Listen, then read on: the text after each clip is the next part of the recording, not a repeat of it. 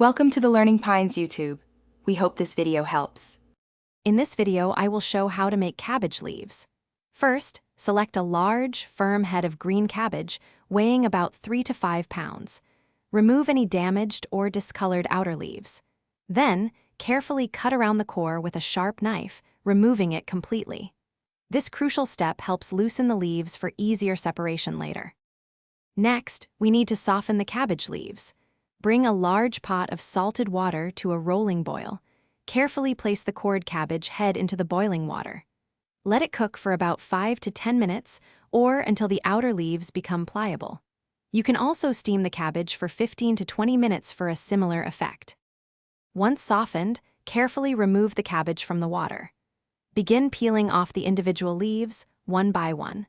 For each leaf, use a small paring knife to carefully trim the thick central vein.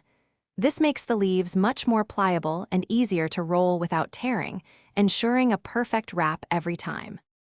Now, your cabbage leaves are perfectly prepared and ready for your delicious filling. Each leaf should be wonderfully flexible, allowing for easy rolling and folding without any breakage.